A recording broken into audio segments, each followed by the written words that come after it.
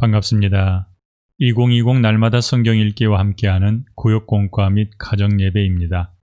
이 영상은 날마다 성경 읽기를 가지고 가정에서 예배하시는 분들을 위해 제작하였습니다. 영상을 먼저 보고 예배를 인도하시거나 예배 중 말씀 나누는 시간에 이 영상을 시청하셔도 됩니다. 하지만 이 영상을 보시기 전에 성경을 펴서 이사야 47장을 읽거나 날마다 성경 읽기 이사야 47장 영상을 보시는 것을 추천합니다. 성경 이사야 47장 1절에서 15절의 말씀에서 바벨론을 생각하라 라는 제목으로 말씀을 함께 나누겠습니다. 심판이 선포된 바벨론에게서 마지막 때를 사는 우리들이 얻어야 될 지혜를 생각합니다. 탐심이나 교만한 마음이 생겨날 때 어떻게 처리하십니까? 바벨론이 멸망하게 된 가장 큰 원인은 교만에 있었습니다.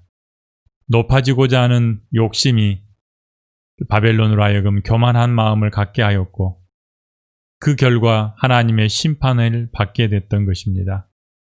우리 안에 혹시라도 이런 욕심과 교만이 생겨날 때면 어떻게 처리해야겠습니까? 지금까지 여러분은 여러분 안에 생겨나는 교만한 마음 그리고 탐심을 어떻게 제거하였습니까? 이사야 47장을 읽으십시오. 계속해서 바벨론의 멸망에 대해 예언합니다. 본문은 바벨론을 젊고 곱지만 사치하고 교만한 여인에 비유합니다. 그녀가 자신의 술수와 모략으로 자기에게 임할 멸망을 피하려고 아무리 애를 써도 헛수고일 것입니다. 게다가 아무도 그를 구할 수 없을 것입니다. 하나님께서 동방에서 사람을 불러 그녀를 멸망시키려고 결정하셨기 때문입니다. 이는 그녀가 오만방자하고 아나무인인 까닭입니다. 하나님은 하나님을 무시하는 교만한 자를 반드시 멸하십니다. 그녀가 심히 교만하여 자기 마음에 오직 나뿐이라 나 외에 다른 이가 없다라고 말한 두 구절은 어디입니까? 8절과 10절입니다. 제가 8절과 10절을 읽어드리겠습니다. 그러므로 사치하고 평안히 지내며 마음에 이르기를 나뿐이라 나 외에 다른 이가 없도다. 나는 과부로 지내지도 아니하며 자녀를 잃어버리는 일도 모르리라 하는 자여 너는 이제 들을지어다. 내가 내 악을 의지하고 스스로 이르기를 나를 보는 자가 없다 하나니 내 지혜와 내 지식이 너를 유혹하였음이라. 내 마음에 이르기를 나뿐이라 나 외에 다른 이가 없다 하였으므로 아멘. 8절과 10절에 바벨론이 얼마나 교만했는지 하나님 앞에서 나 외에 다른 이가 없다라고 선언했던 이 바벨론의 교만을 보게 됩니다. 그들이 멸망한 원인을 찾아보고 마지막 때를 살아가는 우리는 어떤 교훈을 얻을 수 있는지 생각해 보기 바랍니다. 하나님께서 바벨론을 유다를 심판하는 도구로 사용하셨습니다. 하지만 그들도 자신들의 죄악과 교만으로 하나님의 저주 아래 놓이게 되었습니다. 페르시아의 고레스를 불러 바벨론을 공격함으로 하나님의 심판을 진행하시는 하나님과 사도 요한에게서 심판을 통고받는 바벨론을 보며 마지막 시대를 살아가는 성도들이 지혜를 얻어야겠습니다. 1번. 바벨론에게 나타내시는 하나님의 이름과 바벨론에게 허락하셨던 권세를 보며 우리가 얻을 수 있는 교훈은 무엇입니까? 1절에서 7절을 읽고 이 물음에 답을 찾아봅니다. 6절과 7절을 제가 읽어드리겠습니다. 전에 내가 내 백성에게 노하여 내 기업을 욕되게 하여 그들을 내 손에 넘겨주었거늘 내가 그들을 긍휼히 여기지 아니하고 늙은이에게 내 멍에를 심히 무겁게 메우며 말하기를 내가 영영이 여주인이 되리라 하고 이 일을 내 마음에 두지도 아니하며 그들의 종말도 생각하지 아니하였도다. 아멘. 하나님께서는 자신의 이름을 만군의 여호와 이스라엘의 거룩하신 이라고 소개합니다. 바벨론을 불러서 자기 백성 이스라엘을 치셨던 하나님의 주권이 강하게 드러나 보입니다.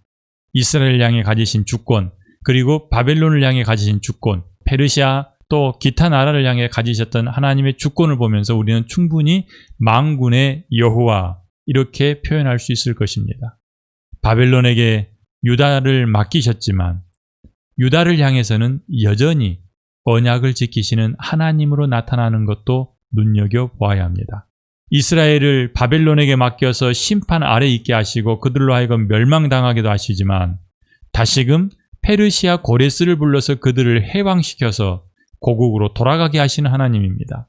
이 모든 일들이 언약을 지키시는 여호와 하나님 때문에 발생한 일들입니다.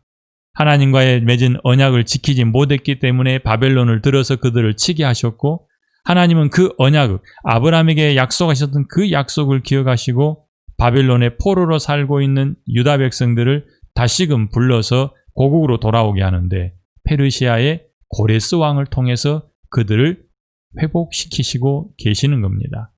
이런 역사적 사건을 통해서 하나님이 얼마나 언약의 하나님이신지를 알게 됩니다.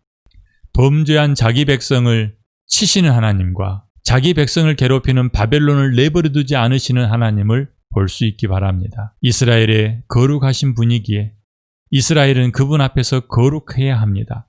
그런데 그들이 거룩함을 지키지 못했을 때에 그들은 언약에 따라서 멸망당했고 또한 약속하신 그 언약에 따라서 회복되어 돌아오는 이 이스라엘을 보면서 우리는 깨달을 수 있습니다. 하나님은 반드시 언약을 지키시는 분이시요 하나님의 백성된 자들은 그 말씀에 순종하여 그분 안에서 거룩함을 유지해야 합니다. 바벨론에게 자기 백성 유다를 맡기셨던 하나님께서 멀리 있는 페르시아 고레스를 불러 바벨론을 치시고 유다 백성을 회복시켜 예루살렘으로 돌아가게 하시는 하나님의 일하심을 통해서 우리는 교훈을 얻어야 합니다. 하나님이 가지신 권세, 하나님께서 바벨론에게 허락하셨던 권세, 그러나 교만으로 인하여 그 권세를 지키지 못하고 오히려 심판의 원인이 되어버렸던 바벨론을 통해서 우리가 깨달아야 될 것이 있습니다. 하나는 만군의 여호와 하나님이 우리의 주권자이심을 인정해야 합니다. 다음으로는 우리에게 허락하신 권세가 있습니다. 그 권세는 하나님이 정하시는 범위 내에서 사용할 수 있는 권세입니다. 그 범위를 벗어나 교만하게 되면 이 권세는 하나님의 심판을 불러오는 이유가 되는 것입니다. 하나님의 백성은 반드시 하나님을 닮아 거룩해야 합니다. 하나님께서 거룩하신 것처럼 하나님의 백성에게 거룩을 요구하고 계십니다. 예수님의 제자들도 우리를 부르신 자처럼 우리가 거룩해야 한다고 가르치고 있습니다. 또한 우리의 거룩은 스스로 만들어내는 것이 아니라 말씀에 순종하여 주님 안에 거할 때 가능해집니다. 자, 이 세 가지가 우리 삶에 어떻게 적용되어야겠습니까? 하나님께서 바벨론을 멸망시키겠다는 네 가지 이유를 찾아 정리하고 자신에게 해당된 부분이 있는지 살펴봅니다. 이사야서 47장에서 하나님께서 바벨론을 멸망시키는 이유 네 가지를 들고 있습니다. 먼저 9절을 함께 봅니다. 한 날에 갑자기 자녀를 잃으며 과부가 되는 이 두 가지 일이 내게 임할 것이라. 내가 무수한 주술과 많은 주문을 빌릴지라도 이 일이 온전히 내게 임하리라. 아멘. 이 말씀은 바벨론이 피할 수 없는 하나님의 진노 그리고 하나님의 심판에 대해서 알게 합니다. 한 날에 갑자기 자녀를 잃으며 과부가 되는 이 두 가지 일, 이것은 바벨론에게 임할 하나님의 심판이요 멸망입니다. 바벨론은 결코 스스로를 지켜낼 수 없고 대를 이어서 번성할 수 없습니다. 멸망해서 없어지는 것입니다. 무수한 주술과 많은 주문을 빌려와도 이 일은 온전히 이루어지기 때문에 하나님의 심판을 막을 수가 없습니다. 그렇다면 무엇이 바벨론으로 하여금 하나님의 심판을 받게 된 이유가 되었을까요? 바벨론이 심판을 받게 된 첫 번째 이유는 사치와 음행입니다. 47장 1절과 2절, 8절에 보면 그들이 얼마나 사치스러웠는지 그리고 하나님 앞에서 음행했는지 볼 수 있습니다. 두 번째 원인은 그들은 교만하였습니다. 자기 분수를 알지 못하면 하나님으로부터 받은 복을 마치 자기 노력의 결과인 것처럼 자랑하며 교만해집니다. 바벨론이 한 번도 전쟁에 져본 적이 없었는데 그것이 마치 자기들의 힘인 것처럼 교만해졌습니다. 이 교만은 하나님의 심판을 불러왔습니다. 셋째, 바벨론에는 우상 숭배가 심하였습니다. 9절과 12절에 보면 하나님께서 그들을 향해 말씀하시기를 모든 주술과 또한 주문을 빌려와도 하나님의 심판을 막을 수 없다라고 선언하십니다. 그들은 많은 우상들을 섬김으로 하나님을 대신하려 했고 그것들의 힘을 빌렸지만 결코 하나님을 막을 수는 없었고 오히려 하나님의 심판을 불러오게 되었습니다. 네 번째로는 그들은 하나님의 백성들을 학대하였습니다.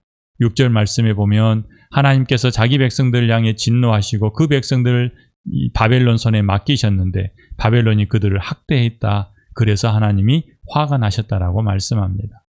이렇게 바벨론이 하나님의 심판을 피할 수 없었던 네 가지 이유가 있는데 이 이유는 우리에게서도 나타날 수 있습니다. 우리가 바벨론을 살펴보면서 동일한 이유가 내게서 일어나지 않도록 방지하는 것, 그것이 지혜일 것입니다. 잠언에서는 여호와께서 미워하시는 것이 67가지가 있다라고 말합니다. 교만한 눈, 거짓된 혀, 무죄한 자의 피를 흘리는 손, 악한 계교를 꾀하는 마음, 빨리 악으로 달려가는 발, 거짓을 말하는 망령된 증인, 그리고 형제 사이를 이간하는 사람입니다.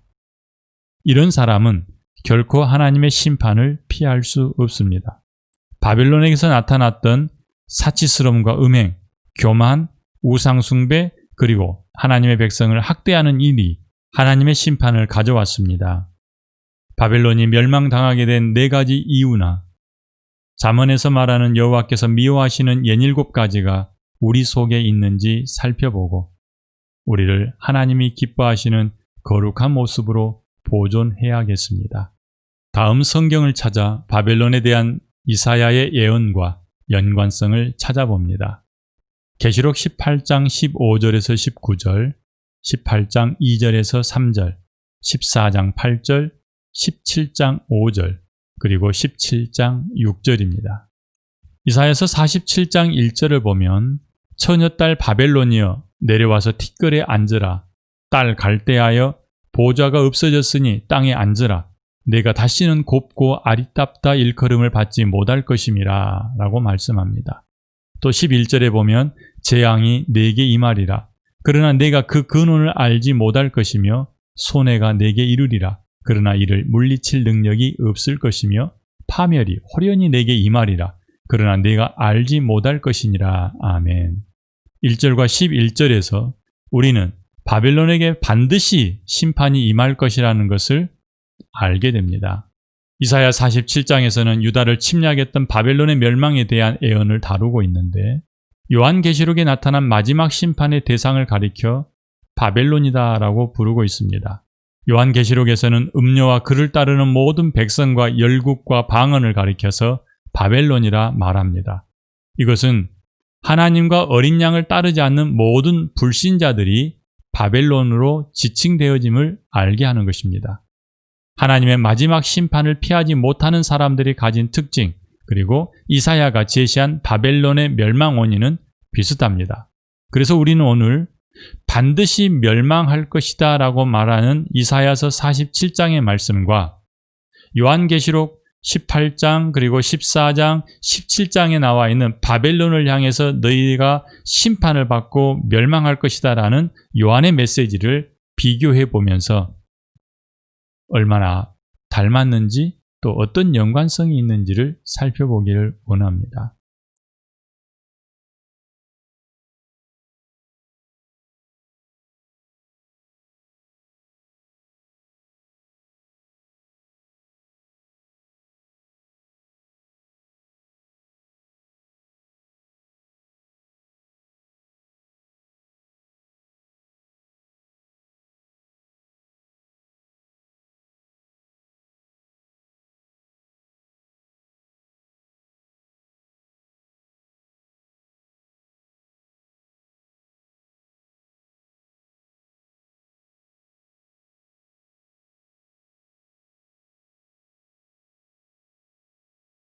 다음 성경을 찾아 바벨론에 대한 이사야의 애언과 연관성을 찾아봅니다.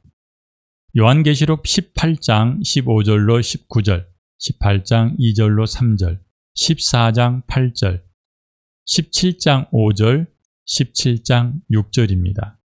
이 성경 구절의 공통점은 모두가 다 바벨론이라고 하는 단어가 등장한다는 것입니다. 이사야서 47장에서 바벨론에 대한 심판을 예언한 것처럼 방금 제가 소개한 계시록의 말씀들 속에서도 바벨론에 대한 심판이 또다시 예언됩니다. 그런데 이사야 시대와 사도 요한이 받았던 그 시대는 전혀 다른 시대이죠. 그렇다면 우리는 이 두 바벨론에 대한 언급을 통해서 어떤 연관성이 있는지 찾아보고 그것이 지금 우리에게 주는 교훈이 무엇인지 살펴보기를 원합니다. 먼저 이사야서 47장 1절과 11절 말씀을 읽어드리겠습니다. 처녀딸 바벨론이여 내려와서 티끌에 앉으라.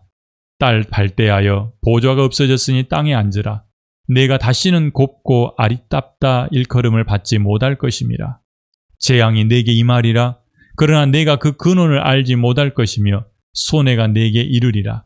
그러나 이를 물리칠 능력이 없을 것이며 파멸이 호련히 내게 임하리라. 그러나 내가 알지 못할 것이니라. 아멘. 바벨론에게 임할 필연적인 심판에 대한 메시지입니다. 바벨론은 결코 하나님의 심판을 피할 수 없고 호련히 그들 가운데 멸망으로 다가올 것입니다. 그런데 이 말씀은 요한계시록에서도 바벨론에 대한 동일한 심판의 예언을 통해 나타나고 있습니다. 이사야 47장은 유다를 침공한 바벨론에 대한 심판을 이야기합니다. 그런데 요한계시록에서는 마지막 심판, 하나님께서 이 땅에 내리실 마지막 심판을 받을 대상이 바로 바벨론이다라고 말합니다. 하나님과 어린 양을 따르지 않아 심판을 받게 될 모든 민족이 바벨론입니다. 이사야서와 계시록에 나오는 바벨론은 같은 특징을 가졌습니다. 바벨론이 하나님의 심판을 받아 멸망한 것처럼 최후의 심판의 날이 다가올 때에 또 다른 바벨론도 하나님의 심판을 받게 될 것입니다. 우리는 이사야서뿐만 아니라 요한계시록을 살펴보면서 교훈을 얻어야 합니다. 요한계시록 18장 15절에서 19절은 바벨론이 사치스럽게 살았던 것처럼 마지막 때 물질을 섬기며 물질의 종이 되어 있는 사람들이 바로 음료와 함께 심판을 받을 것이다 라고 선포하고 있습니다. 물질을 신으로 숭배하는 사람들, 하나님의 심판을 피할 수 없습니다. 물질의 통치를 받고 있는 사람들, 하나님의 진노 아래 머무르게 될 것입니다. 요한계시록 18장 2절로 3절은 우상 숭배에 관하여 말하고 있는데 큰 성 바벨론이 귀신의 처소와 각종 더러운 영이 모이는 곳과 각종 더럽고 가증한 새가 모이는 장소가 되었다라고 말씀합니다. 이것은 바벨론이 얼마나 우상 숭배가 성행했는지를 말해주는 것입니다. 이사야서 47장에서도 하나님께서 직접적으로 이사야를 통해서 그들에게 말씀하십니다. 너희가 주술과 모든 주문들을 빌려와서 이것을 막을 수 있나 한번 해봐라. 하나님을 결코 막을 수 없다는 뜻이지만 그 안에는 바벨론이 우상 숭배에 빠져 있었음을 알게 하는 것입니다. 마찬가지로 마지막 때에도 우상 숭배하는 사람들은 하나님의 심판을 피할 수 없을 것입니다. 요한계시록 14장 8절과 17장 5절에서는 음행에 대해서 다룹니다. 바벨론의 음행에 대해서 언급하는데 음녀가 큰 바벨론이며 땅의 음녀들과 가증한 것들의 어미가 바로 바벨론이다라고 말합니다. 17장 15절에서는 음녀가 앉아있는 물을 백성과 무리와 열국과 방언이라고 말하고 있습니다.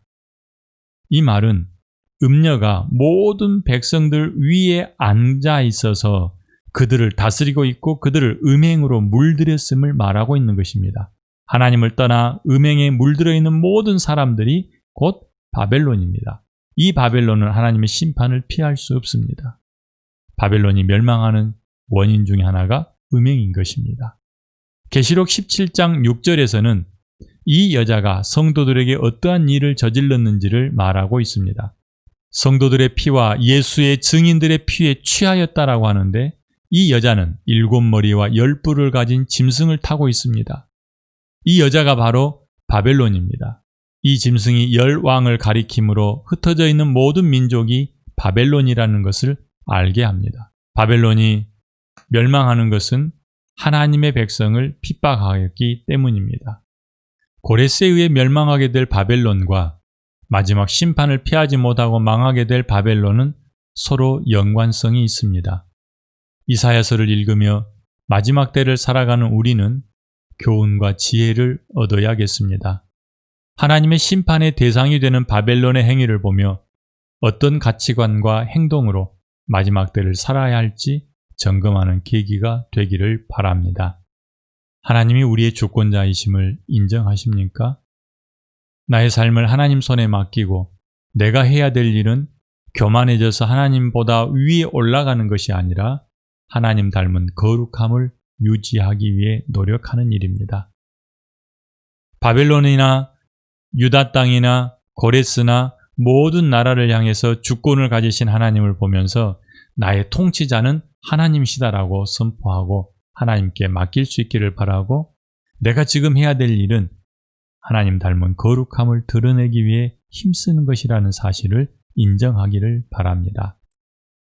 하나님께서 진노하시는 이유에 대해서도 살펴보았습니다. 바벨론을 향해서는 4가지 그리고 잠언에서는 67가지의 이유를 들었습니다. 그 이유가 내 안에도 있는지 점검하고 찾아내어 회개할 뿐만 아니라 그것들로부터 내 자신을 지켜야 할 것입니다. 바벨론의 통치를 받는 영역이 있는지 점검해 봅니다 라고 말하고 있는데 요한계시록에서 나타나는 바벨론에 대한 심판의 메시지를 통해서 우리가 혹시 음녀가 깔고 앉아있는 백성들처럼 음녀의 지배를 받고 있지 않는지 바벨론의 영향 아래에 있지 않는지 바벨론이 추구하는 것들을 추구해가는 같은 가치관으로 살아가고 있지 않는지 점검하는 시간이 되기를 바랍니다. 기도합니다. 하나님 아버지, 이사야서 47장을 통해서 우리를 보게 하시니 감사합니다. 바벨론의 심판을 선포하시는 하나님에게 주권이 있음을 보았습니다. 만군의 여호와 되신 하나님을 생각하며 우리의 통치자이심을 선포하고 인정하게 하여 주시옵소서. 하나님이 내 주인이시요 하나님만 나를 다스릴 수 있으시며 나는 모든 것을 하나님께 맡겼습니다라고 고백하기 원합니다. 또한 우리가 할 일은 자기를 드러내고 교만해지는 것이 아니라 하나님을 닮은 거룩함을 유지하는 것임도 알게 하시니 감사합니다. 하나님, 오늘도 힘써서 우리의 거룩함을 지켜가게 하여 주시옵소서. 하나님께서 진노하셨던 바벨론을 향한 그 4가지 이유 그리고 잠언에서 말했던 67가지 이유를 잊지 말게 하시고 그것들이 우리 안에 생겨나지 않도록 우리를 지켜 주시옵소서. 하나님, 우리의 믿음을 지켜내게 하여 주시옵소서. 오직 주님 앞에서 겸손함으로 주님 닮아가게 하여 주시옵소서. 예수님 이름으로 기도합니다. 아멘.